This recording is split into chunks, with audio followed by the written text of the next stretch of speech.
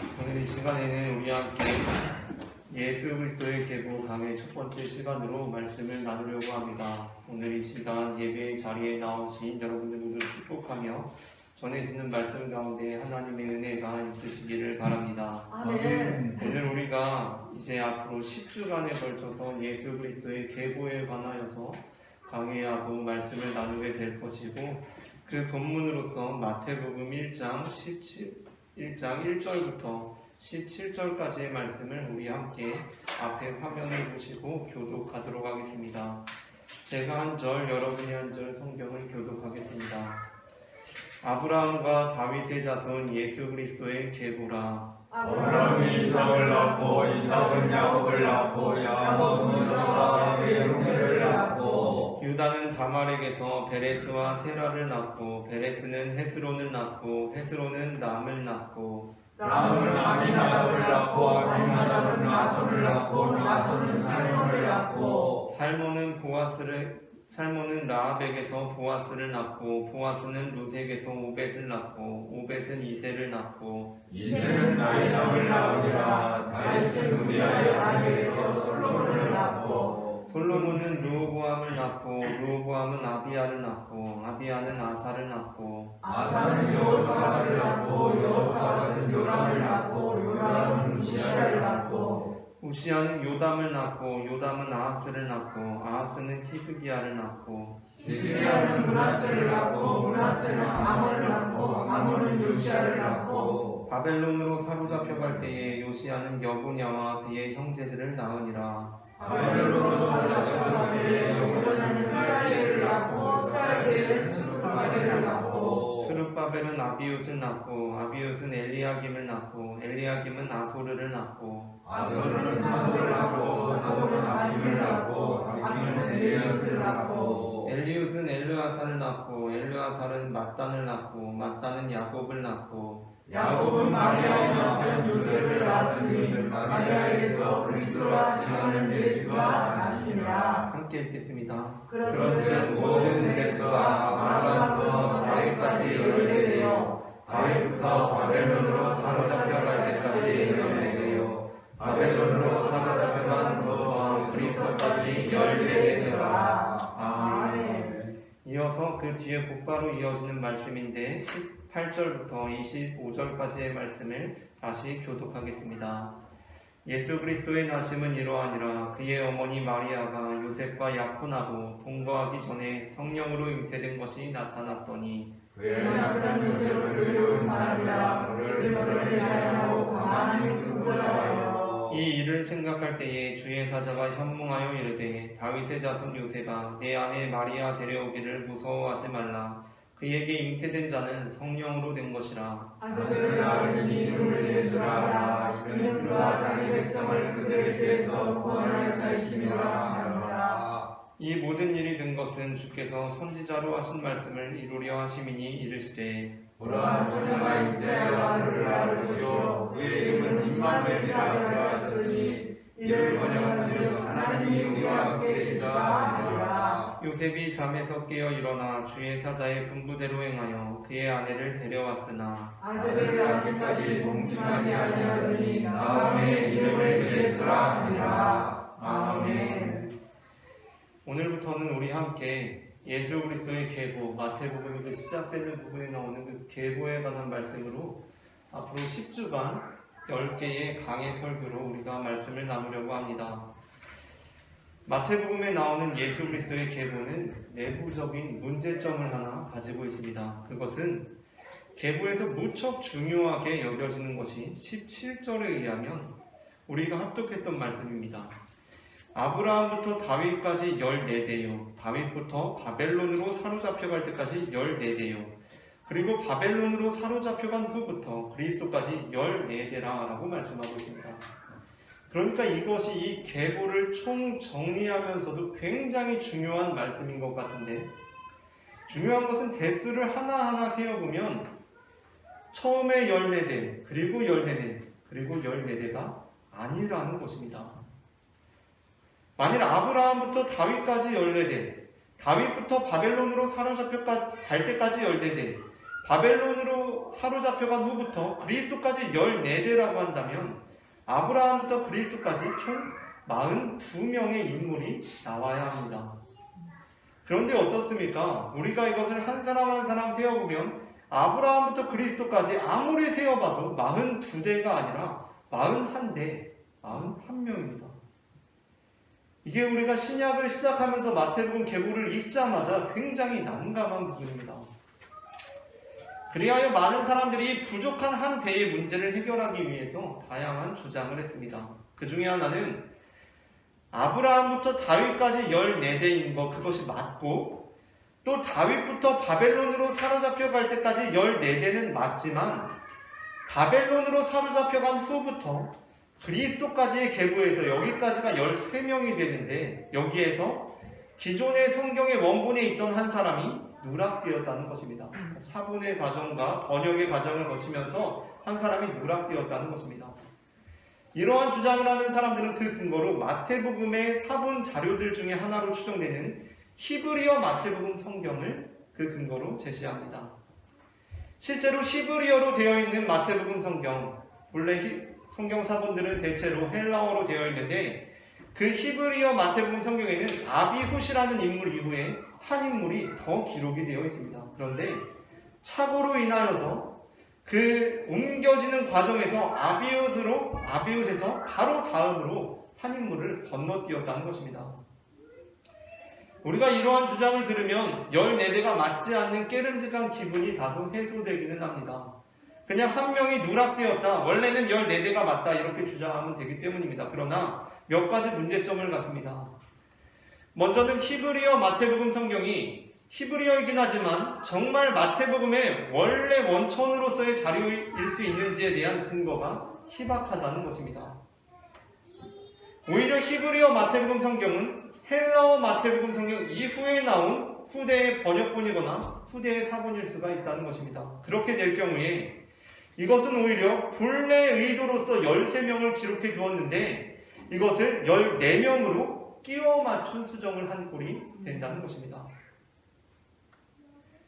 다음으로는 성경에는 본래 오류가 있을 수 있지만 이것을 오류라고 한다면 이 오류는 조금 우리가 납득하기가 어려운 오류라는 것입니다.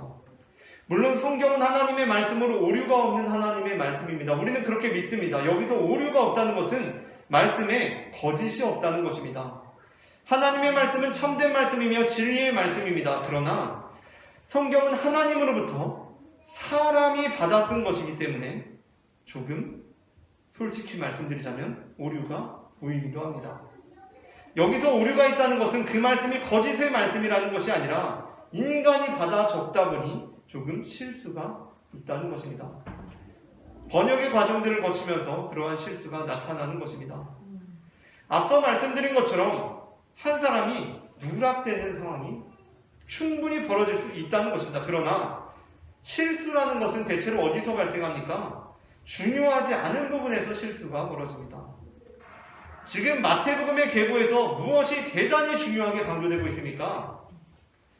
마지막에 굳이 언급합니다. 14대라고 강조합니다. 마태복음은 의도적으로 중간중간에 이스라엘의 왕을 생략하면서까지 14대를 철저하게 맞추고 있습니다. 중간에 의도적으로 몇몇 왕을 빼면서까지 14대를 맞춥니다. 뿐만 아니라 지금 마태복음은 이 계보가 중간에 나오는 것이 아니라 마태복음 시작하면서 계보로 제시합니다. 굉장히 중요한 부분입니다. 첫 시작입니다. 이 시작하는 부분에서 굉장히 중요한 사안인 14대를 맞추는 것에 대하여서 그걸 착각하고 한 사람을 누락시켰다, 이름이 헷갈렸다라는 것은 납득하기가 어려운 부분이라는 것입니다. 그래서 다른 사람들은 다른 주장을 하기도 합니다. 그 중 하나가 다윗이라는 인물을 2번 세는 것입니다. 본문에서 보다시피 정리할 때 어떻게 정리하고 있냐면 아브라함부터 다윗까지가 14대고 다윗부터 바벨론으로 사로잡혀까지가 14대, 그리고 마지막으로 바벨론으로 사로잡혀간 후부터 그리스도까지 14대라고 말씀하고 있습니다. 여기서 겹쳐지는 인물이 있습니다. 바로 다윗입니다. 사실 다윗은 계보에서 굉장히 중요한 인물입니다. 왜냐하면 굳이 14대라는 대수를 맞춘 것 자체가 다윗의 자손임을 강조하는 표현이기 때문입니다. 히브리어는 글자가 숫자의 의미를 포함하기도 합니다. 지금도 우리나라에서도 글을 쓸 때 어떤 경우에 1, 2, 3이라고 숫자를 적기도 하지만 기역, 니은, 디귿이라고 쓰지 않습니까? 말 앞에다가. 영어권에서는 A, B, C라고 글 앞에 알파벳을 붙여서 글을 쓰기도 합니다. 그렇다면 무슨 말을 하기 전에 A가 있고 무슨 말을 하기 전에 B가 있고 무슨 말을 하기 전에 C가 있으면 그것은 글자라기보다는 숫자로서의 역할을 합니다. 첫째, 둘째, 셋째, 1, 2, 3 이런 의미를 갖는 것입니다. 그러니까 A가 1이고 B가 2고 C가 3입니다. 다윗의 영어 자음은 DVD입니다. 그렇다고 할 때 히브리어에서 이 DVD에 해당하는 숫자는 4, 6, 4의 의미를 갖습니다. 그리고 이 숫자들을 다 더하면 몇입니까? 4, 6, 4, 14입니다. 그래서 마태복음 본문은 지금 14대에 집착하고 있는 것입니다. 그만큼 다윗이라는 인물은 예수 그리스도의 계보에서 매우 핵심적인 인물입니다. 공교롭게도 계보는 다윗에서 첫 번째 부분이 끝나고 두 번째 부분이 시작됩니다.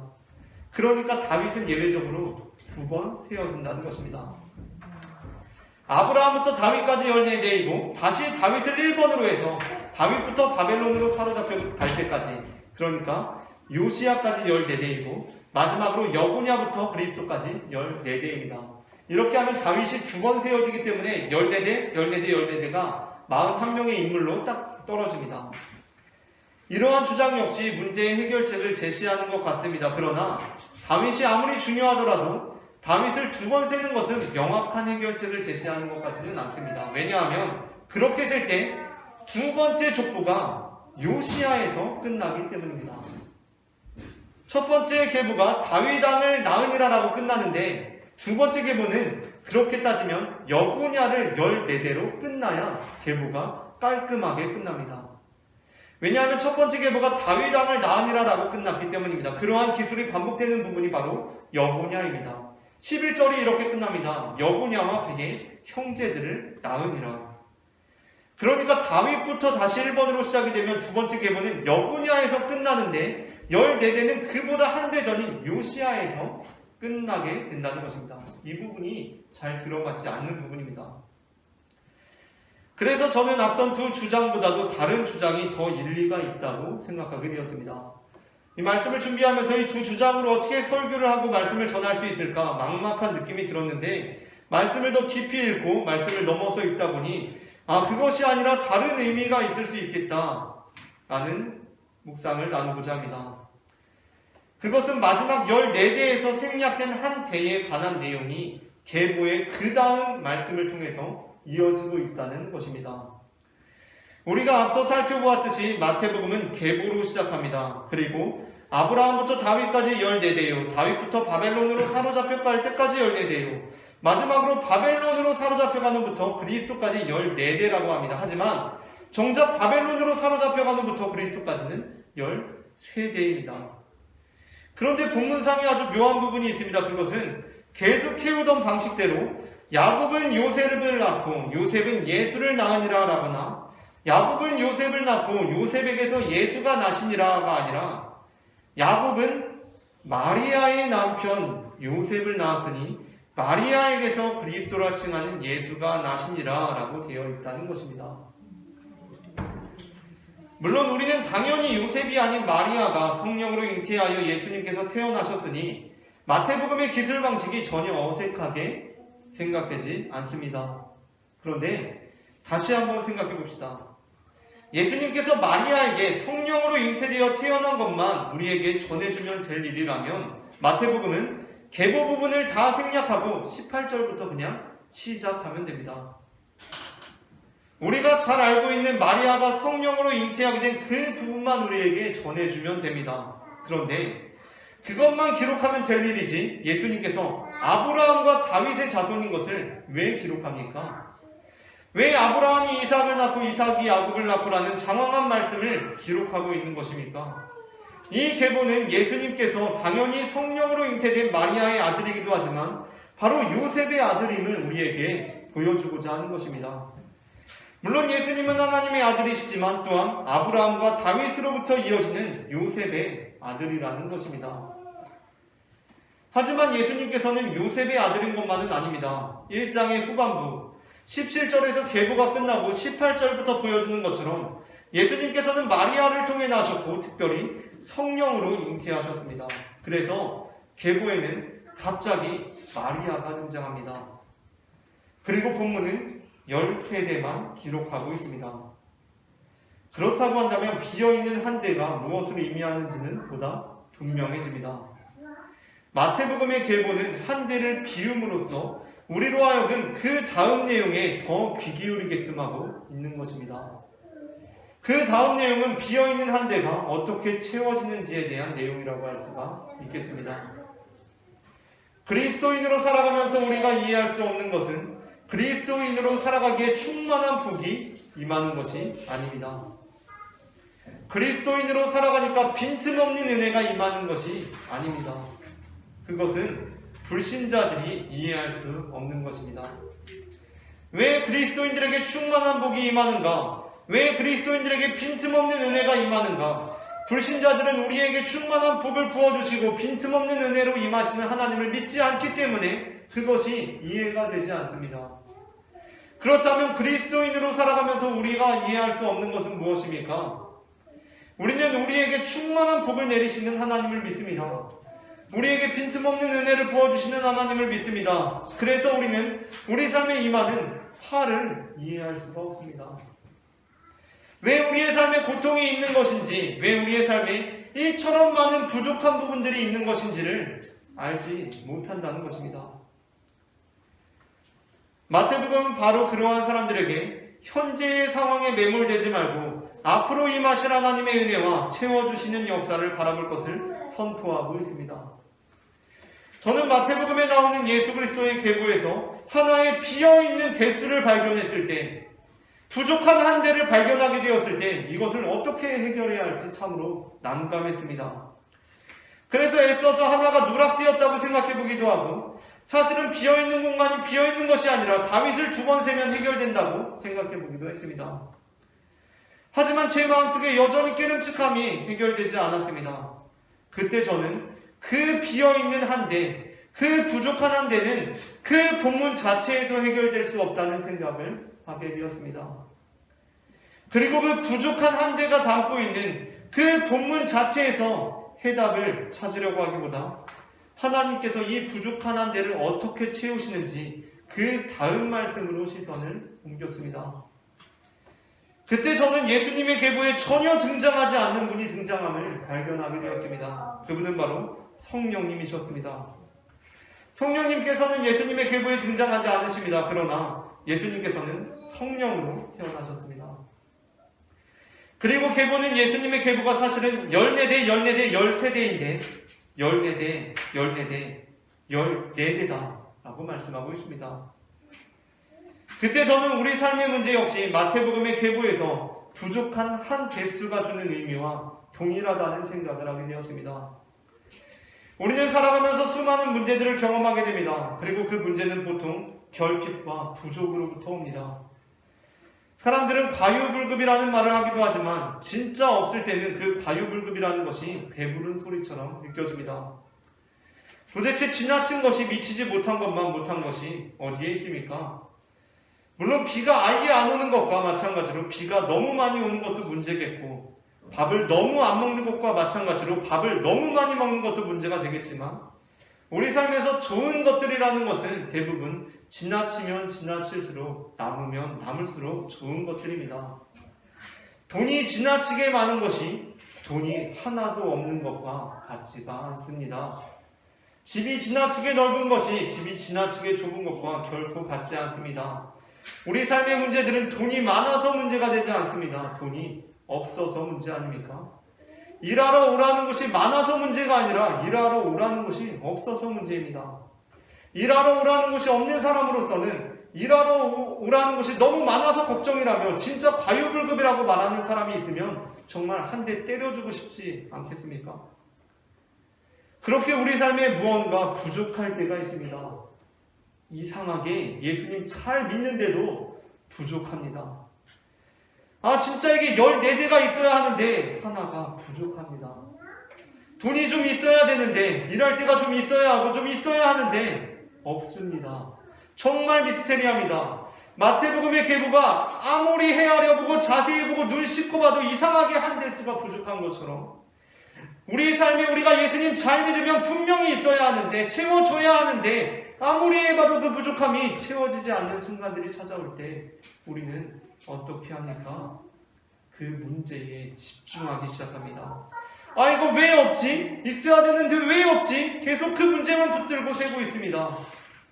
다시 아브라함부터 한 사람 볼펜으로 동그라미 쳐가면서 42명이 맞아야 되는데, 이게 맞아 떨어져야 되는데, 다시 세고 다시 셉니다. 근데 다시 세도 없습니다. 없는 것은 100번을 세도 없는 것입니다. 우리 삶에 허락되지 않은 것들이 있습니다. 부족한 것이 있습니다. 그때 우리는 그 문제에 매몰되어서 절망합니다. 낙담합니다. 이거 왜 없지? 이거 예수 그리스도의 계보 설교하려면 14명 있어야 되는데 왜 없지? 낙심합니다. 포기합니다. 설교 어떻게 하지? 그래서 1절부터 17절까지만 붙들고 씨름합니다. 그렇게 거의 포기 직전까지 갔습니다. 제가 그랬습니다. 그 문제, 그 본문에서 벗어나지 못합니다. 그럴 때 마태복음은 우리가 어떻게 해야 할지를 가르쳐 주었습니다. 그것은 그 문제를 넘어서 역사하신 하나님을 바라보라는 것입니다.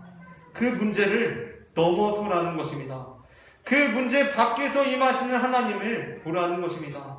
우리는 그 문제만 봅니다. 문제가 있으면 그 문제만 봅니다. 그러나 하나님께서는 그 문제 너머에서 역사하십니다. 아멘. 예수 그리스도의 계보에서 부족한 그 한 대는 그 안에서 채워져야 하는 것이 아니라 그 다음에 성령으로 채워져야 하는 것입니다. 지금 이 순간에도 혹시 내 삶의 부족과 결핍으로 인해서 고통 중에 있는 분이 계십니까? 왜 없지? 예수님 잘 믿는데 왜 부족하지?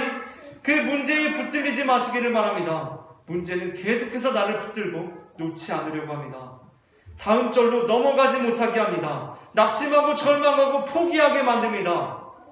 그때 우리는 그 문제를 넘어서 역사하시는 하나님을 바라보고 기대할 수 있어야 합니다. 아멘. 여기서 하나가 부족하면 이 다음에 하나님께서 채워주시려고 하는구나. 어떻게 채워주실까? 기대가 되어야 한다는 것입니다. 그러한 면에서 우리 삶에 있는 부족과 결핍은 의미가 있습니다. 물론 부족할 때, 무언가 없을 때 힘듭니다. 그러나 의미가 있습니다. 왜냐하면 우리 삶의 부족과 결핍은 오히려 우리로 하여금 살아계신 하나님을 바라보게 하기 때문입니다. 아멘. 만일 예수 그리스도의 계보가 딱 떨어지게 14대였다면 우리는 그 부족함을 채우시는 하나님을 기대하지 않았을 것입니다. 바라보지 않았을 것입니다. 주님께서 들어오실 공간이 없다는 것입니다. 그러나 우리 삶에 비어있는 공간이 있을 때 그 공간은 주님께서 채우실 것이고 주님께서 들어오실 공간입니다. 아멘. 마태복음은 묘하게도 계보에서 한 대를 비워놓음으로써 그 다음에 성령께서 들어오실 공간을 마련해 두었습니다. 지금 이 시간 예배를 드리시는 모든 분들에게 채우시는 주님의 은혜가 있기를 바랍니다. 아멘. 우리에게 부족함이 있다는 것, 결핍이 있다는 것, 이제 주님께서 들어오실 자리가 있다는 것입니다. 아멘. 우리가 우리 삶의 부족과 결핍으로 인하여 힘든 시기를 맞게 되었을 때 그 문제에 매몰되어 있는 것이 아니라 그 부족한 한 대를 채우시는 주님의 능력을 사모하는 믿음의 자녀들이 되기를 소망합니다. 아멘.